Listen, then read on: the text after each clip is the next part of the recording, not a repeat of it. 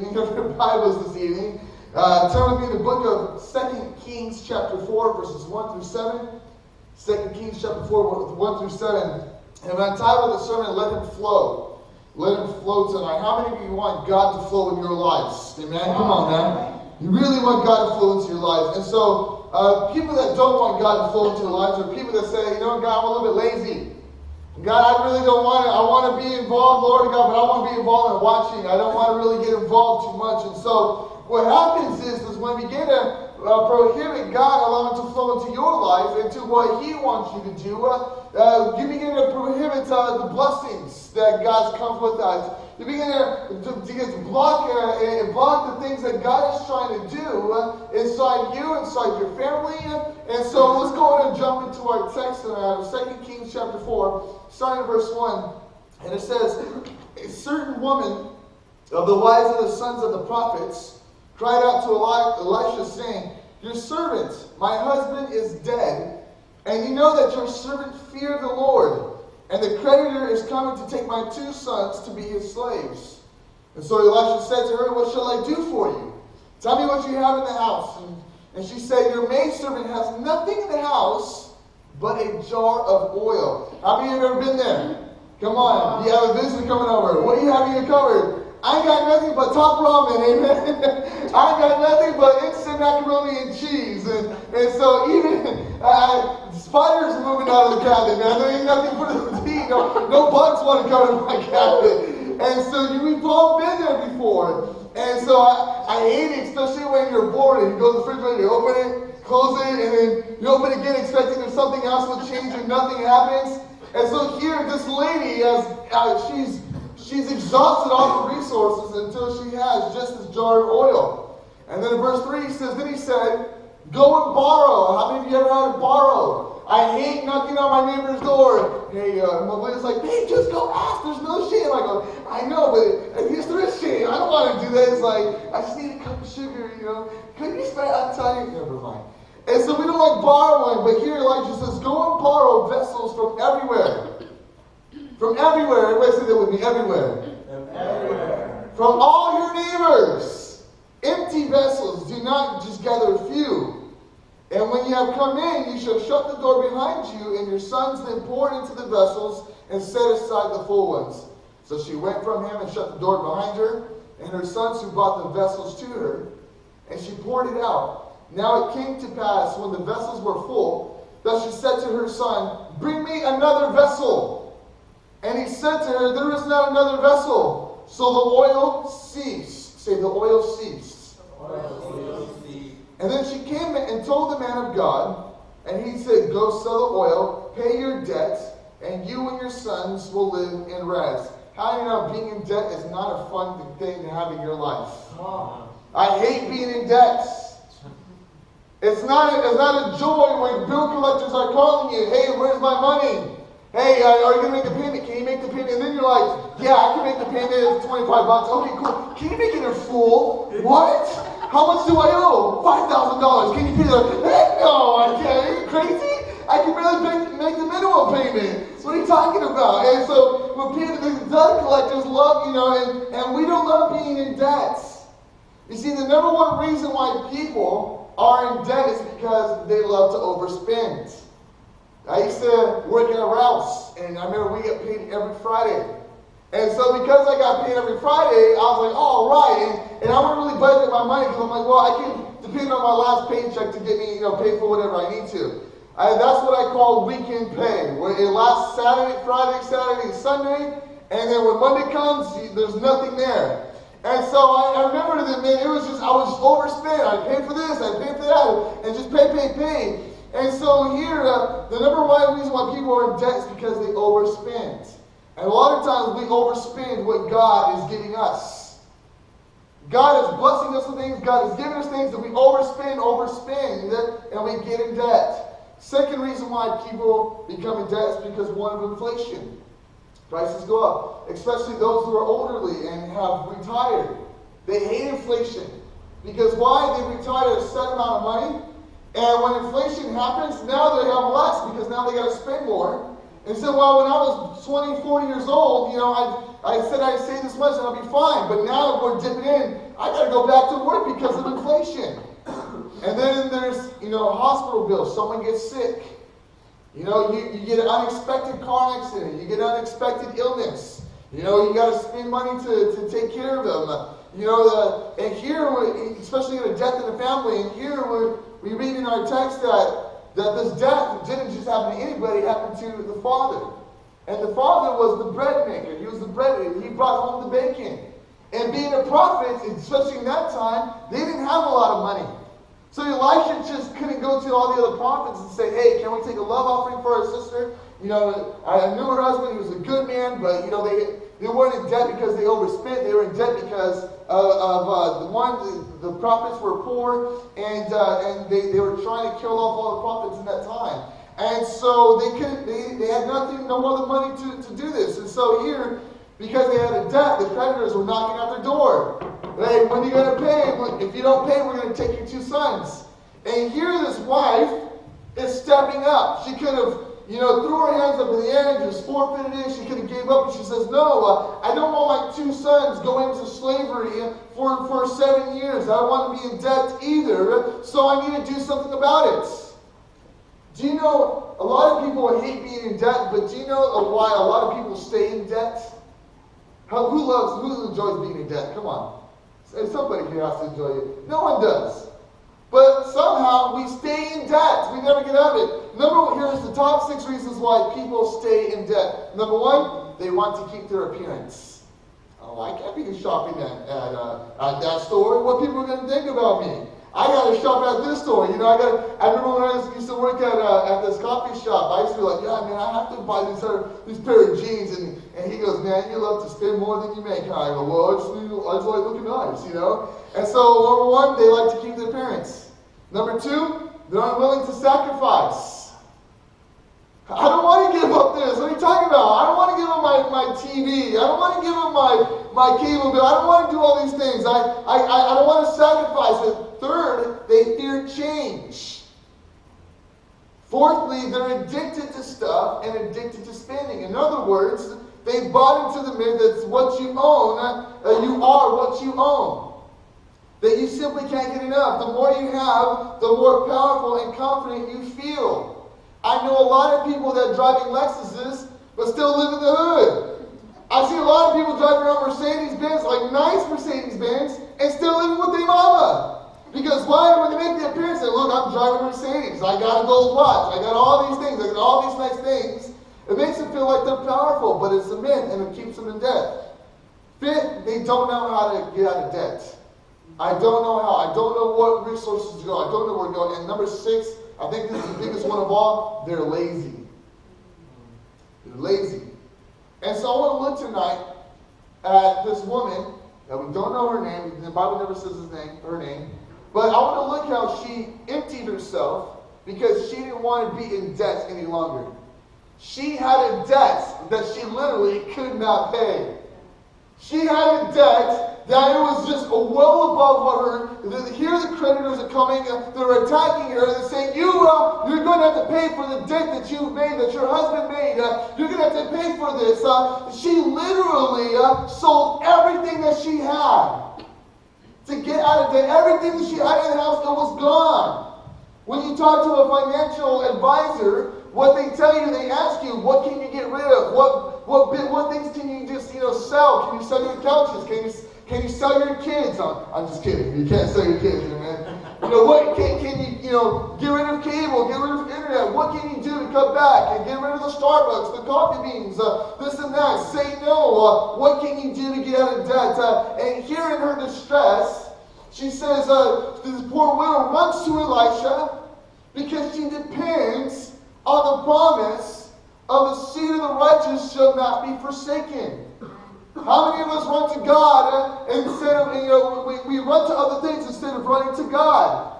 And say, God, I know this is not meant for me, Lord. God, I've lived, it's because of different, strong circumstances, the reason why I'm in debt. But in Psalms, chapter 37, verse 25, it says, once I was young, and now I am old, Yet I have never seen the godly abandoned or the children begging for bread.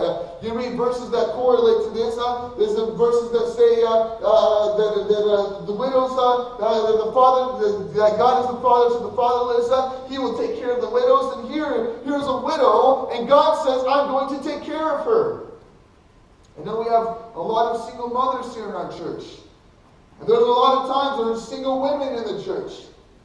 And a lot of times when we look for the man, oh, I got to have this man. I got to for him to take care of me. And God says, depend on me. I'm not going to allow you to be abandoned, to feel alone. I'm not going to allow you to have to depend on man to supplement. I depend on me. See, the generation of the righteous may expect help from God's wisdom and his expression from prophets. You see, Elisha asked her what she had to make money. What does she have in her house? And he found that she had nothing to sell, but she did have 1 pot of oil. If she had any plates, if she had any cups, if she had any furniture, if she had anything, he would have made her sell. He would have made her sell it to pay back her creditors, but she had already done that, and she had just a little bit of oil. In verse 2, it says, "So Elisha said to her, 'What shall I do for you? Tell me, what do you have in the house?' And she said, 'Your maidservant has nothing in the house but a jar of oil.'" You see, she's already taken the initiative to sell everything. You know, a lot of people say, "Well, this circumstance has happened to me. Woe is me." We get on Facebook, we complain about it, and we have all these cry tear emojis that happen on Facebook. Oh, we're praying peace. Oh, cry emoji. But we do this, but we're not running to God. And she took the initiative. He said, "I'm not just going to sit here and cry. Oh, I'm a poor widow. Oh, I can't do nothing. I'm going to do something about it. I'm going to move ahead. I'm going to take an initiative." And so she's done all that, and she still can't pay the creditors. She still can't. She hasn't made a dent in it. And so she says, I'm going to run to the man of God. She didn't have this pot of oil. I believe that God somehow would have intervened, and he would have supplied for her in some way. But having this oil, God moved through it to teach us to make the best of what we have. You hear me tonight? To make the best of what we have. Church, what is that something that I was talking about Sunday night? What is that something that is inside of you that God can use? God, this is all I have. God, I don't have much, Lord. God, I don't have much theology, Lord. God, I don't know much about the Bible, Lord. God, I don't know a lot of things. I know a lot of things that I'm not.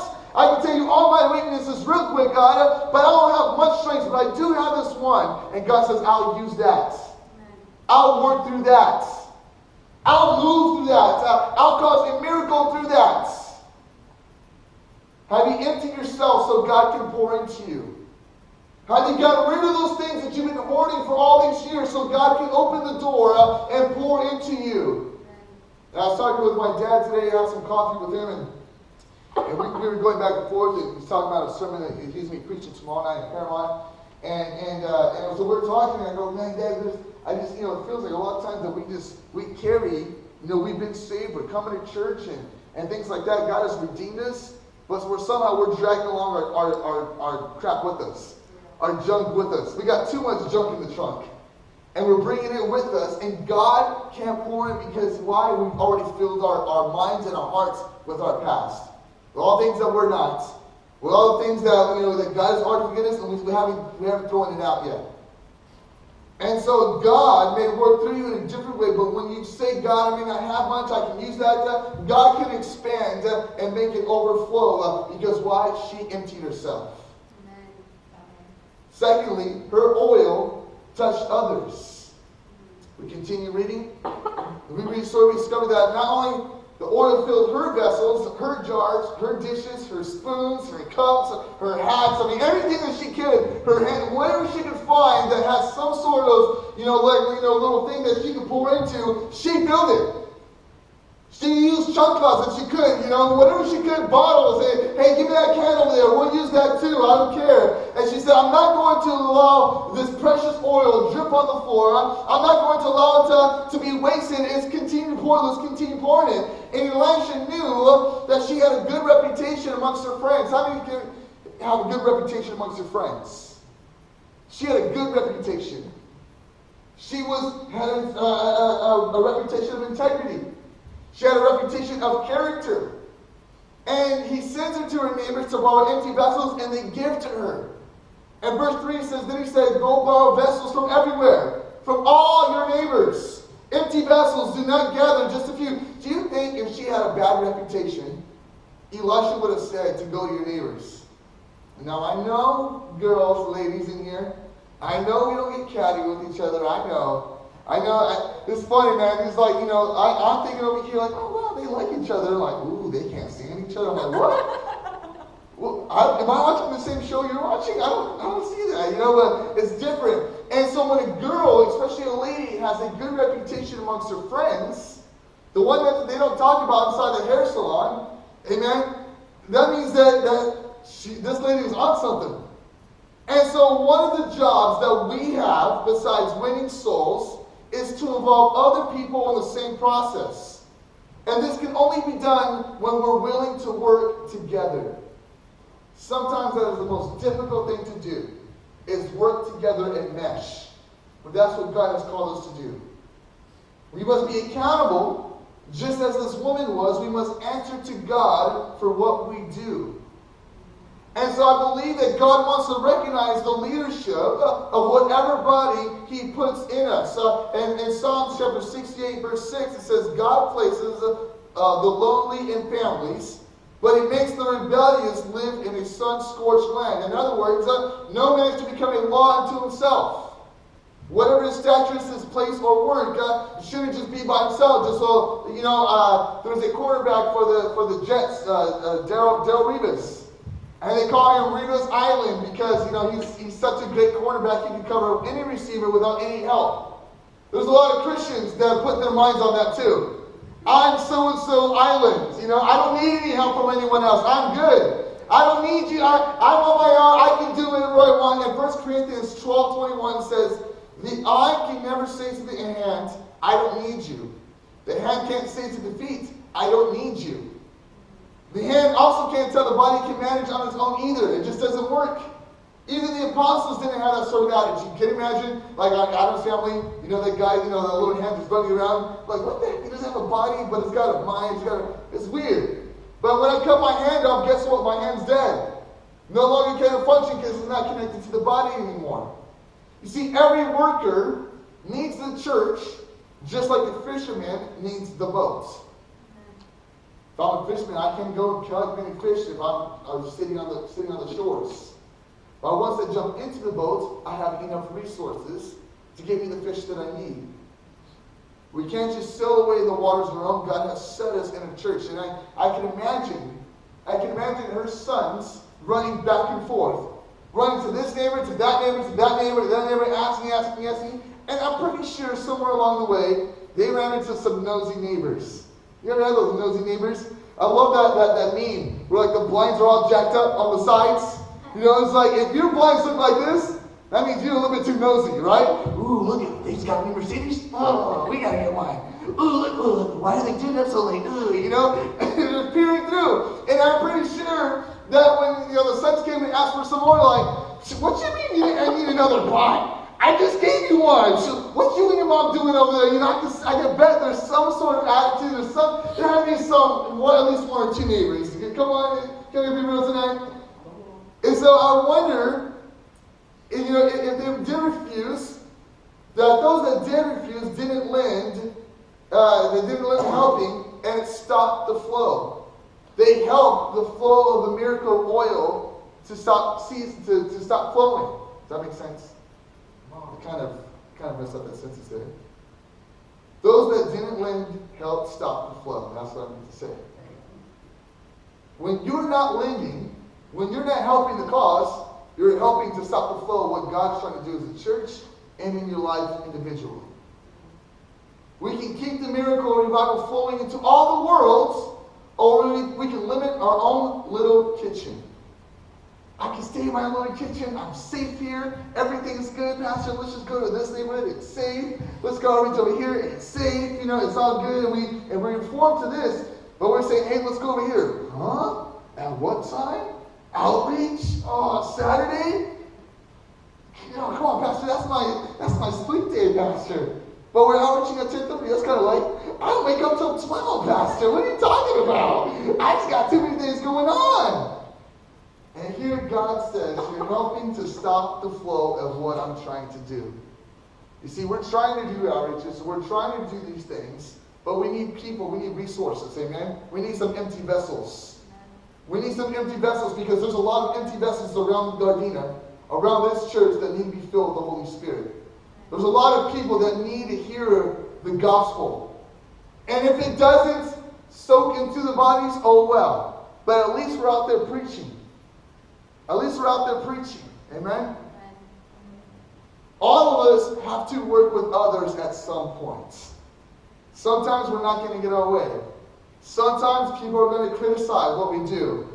But we can't become bitter and bent out of shape because of it. Well, this is not done. Oh, I can't do that. No emotions, David, no emotions. Brother, does this make any sense to anybody? Mom. Amen. Man. Praise God. You see, the widow's sons, they just smiled. They didn't shout back. And see, here's another thing. They didn't disrespect. They didn't dishonor just because they were going to disrespect back.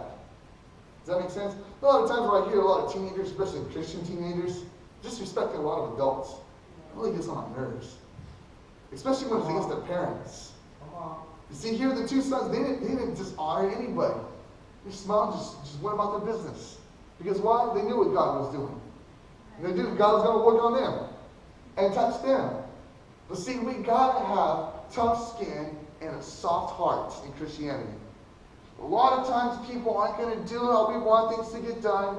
A lot of times people aren't going to do this and that. But guess what? Suck it up and keep moving. You've got to have that tough skin like a rhino and a heart like a flamingo.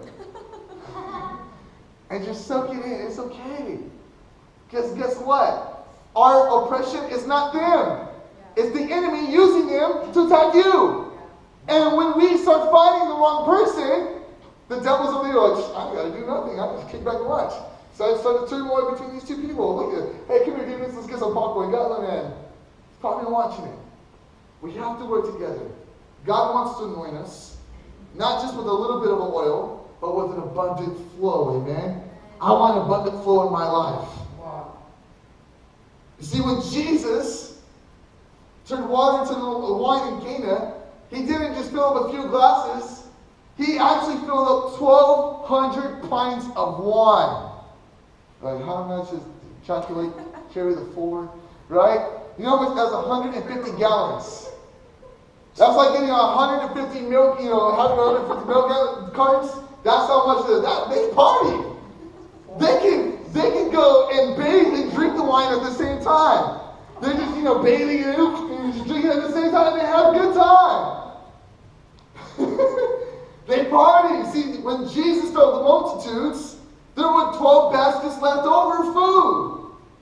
And in Malachi chapter 3, verse 10, the Bible says, bring all the tithes into the storehouse, so there will be enough food in my temple. And if you do, says the Lord of heaven's armies, I will open the windows of heaven for you, and I will pour, say pour. I will pour out a blessing so great, you won't have enough room to take it in. Try it. Put me to the test. God wants to pour. He wants to give you, he wants to pour into so much, so vastly. I don't know what to do with it. And we need more, we need more, we need more. And God wants to just multiply the pouring. And the way to increase what we have is to use it. The way to increase what we have is to use it. And Mark chapter 4 verse 20 says, for whoever has, to him more will be given. But whoever does not have, even when he has, will be taken away from him. What are you doing with the oil that God has given you now? Are you looking and saying, well, it's just a little bit. I didn't get the ministry I wanted to have. I didn't get this that I didn't have. Or are you using it more abundantly? God wants to pour into us tonight. We can't hoard our talents.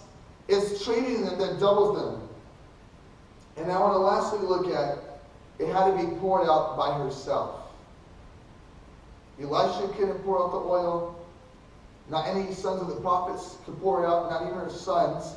It had to be done by her. Why? And if you're taking notes, you can kind of just write this down. It's an intimate connection with our own careful and diligent activities that we may expect the blessing of God to enrich us both for this world and in the next world.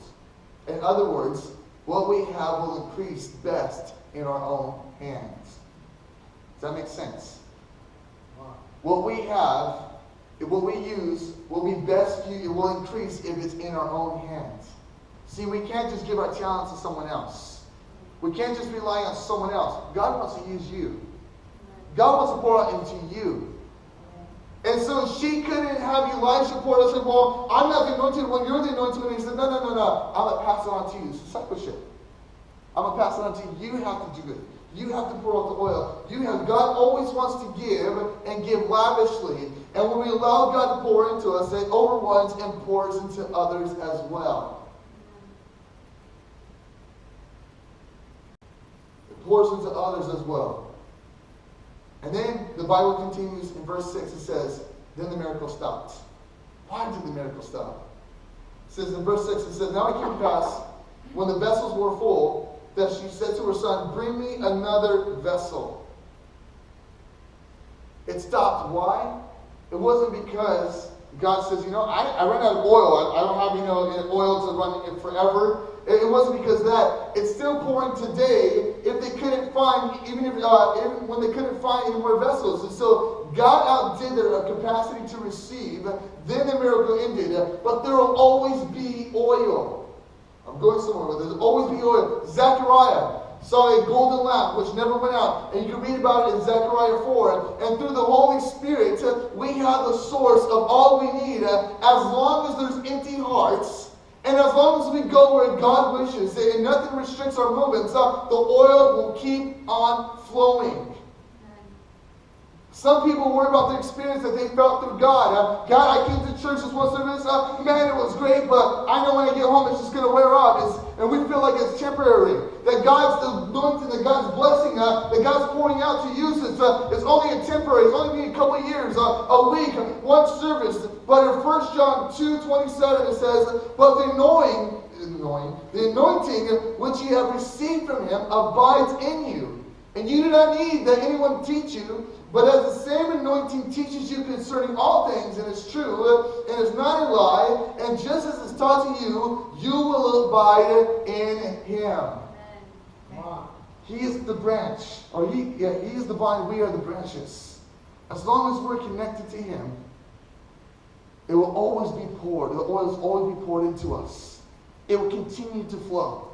See, the miracle might stop there, but it's continuing pouring out today. But we got to have this Holy Spirit moving through us. You see, church, if we only operate with vessels in our own little kitchen, the flow will stop. It's no use praying for an outpouring of the Spirit week after week after week for our own little church. The whole world lies to be filled. You see, when we come to church, we can't think that these four walls, that's it. This is all our church is. We have to think these walls expand throughout the whole earth, that our roof covers the whole globe. You see, we got to have a world view. We got to say, it's not just for us. The anointing, the oil is not just for us. It's for others as well. It's for our neighbor. It's for the neighbors of this church. It's for everyone that I speak to. God, that you will use me to preach the gospel. That is the number one thing that God wants us to do. Number one thing for our purpose is to preach the gospel and see souls saved. Evangelism is so key. You see, when the oil is poured into us, when we come to Christ and say, Lord, forgive me my sins. I admit that I'm a sinner. God, I believe in your Son, Jesus Christ, that he died on the cross for my sins and rose from the dead in 3 days. The Bible says, that you shall be saved. And once you receive that, you say, you need some of this too, because you dry. I look at you and you all sorts of ashy. You need some oil in you, man.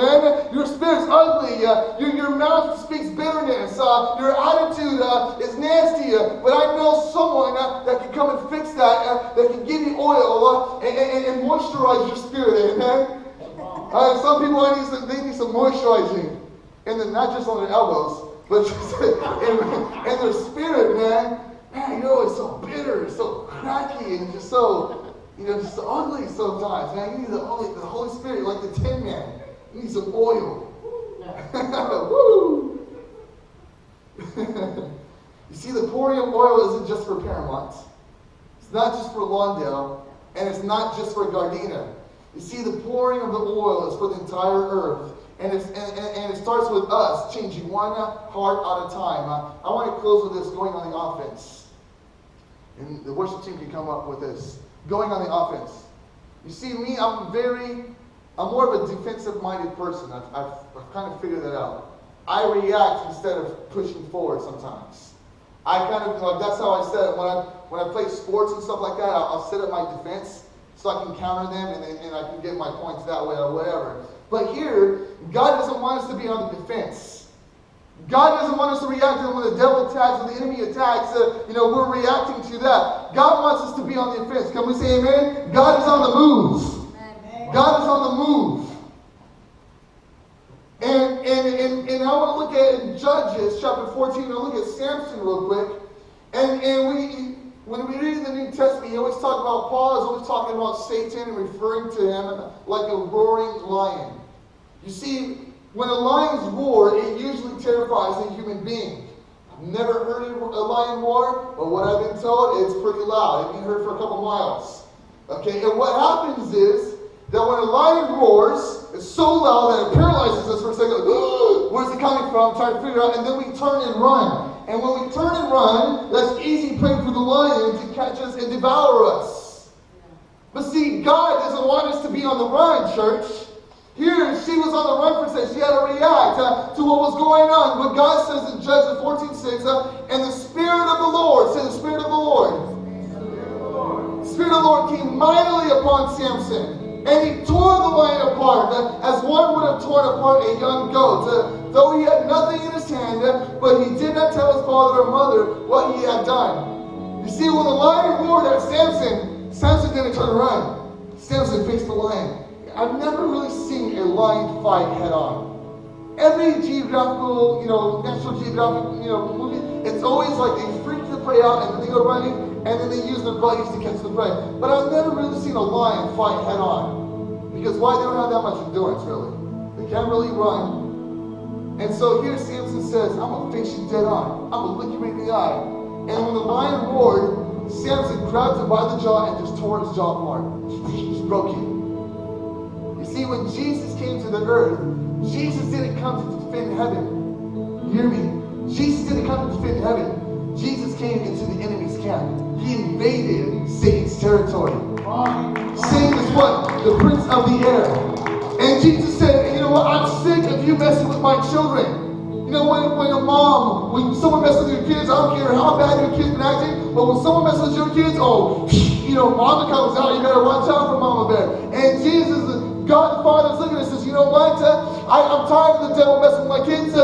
Jesus, son, I need you to go down there and take care of business. And he invaded.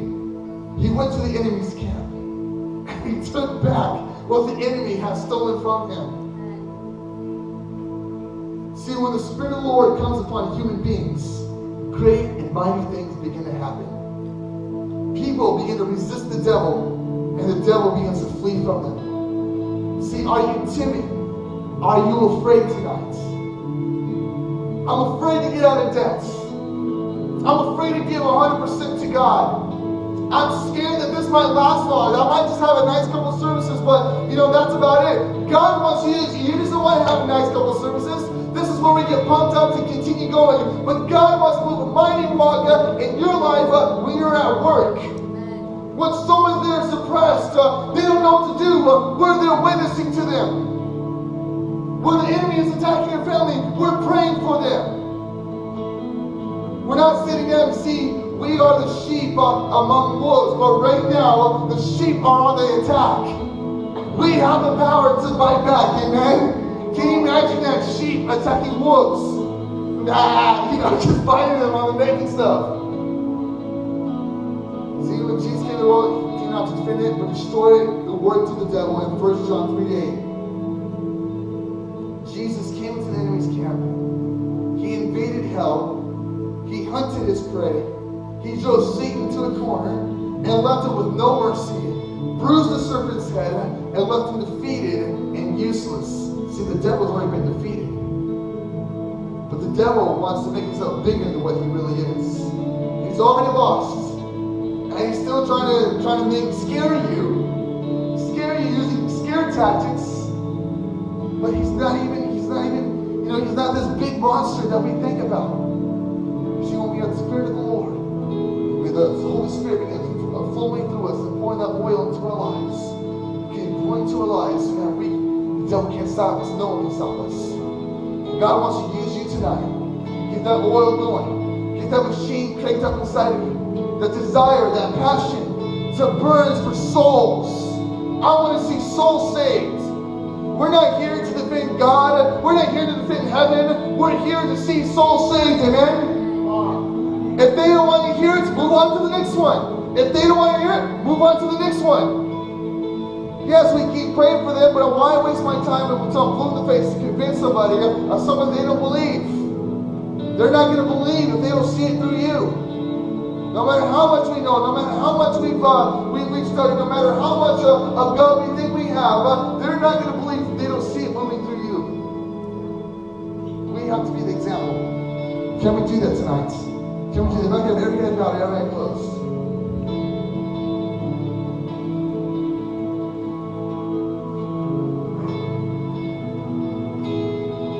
See, the number one initiative of any believer is to preach the gospel. That is the number one initiative. And the gospel is so simple and so profound at the same time. It's simple for the simple-minded, profound for those that have smarts. The gospel is simple. But you need a Savior.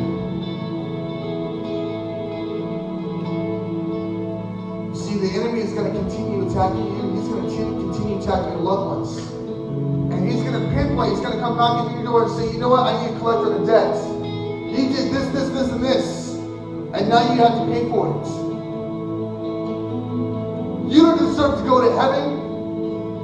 You don't deserve to be with God for all eternity. Look at you. You really think you're going to make it to heaven? With that attitude? You're going to think you're really going to make it to heaven? With the things that you think about? You really think that you're going to make it to heaven with the lies that you say? You're a liar. You're a cheater. You're a fornicator. You're an adulterer. You're a pervert. You're this, you're that. And the devil began to name all the things and said, I'm collecting all those debts. But here, Jesus Christ came as our Redeemer.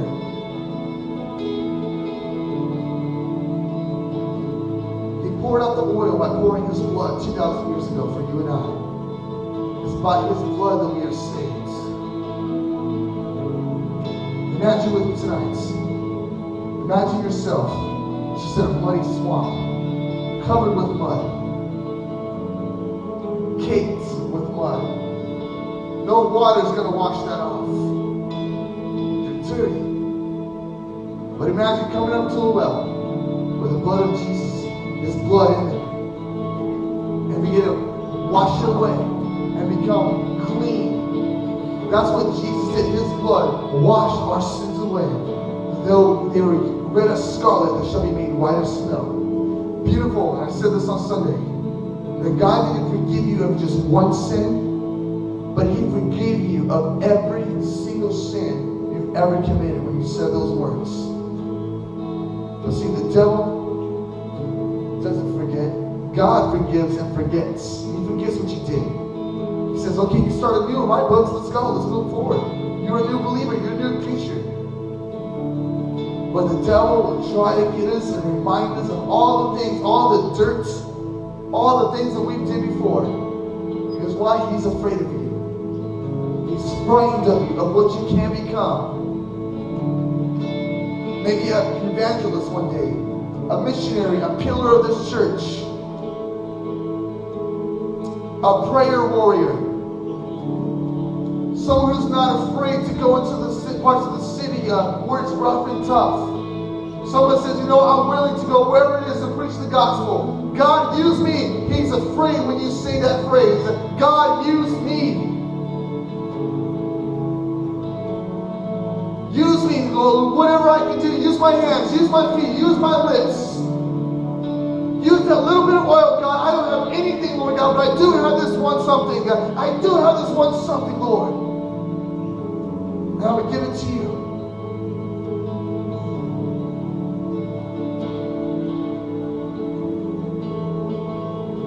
Don't allow the devil to rob you of your future and what God has planned for you. I'll open up these altars.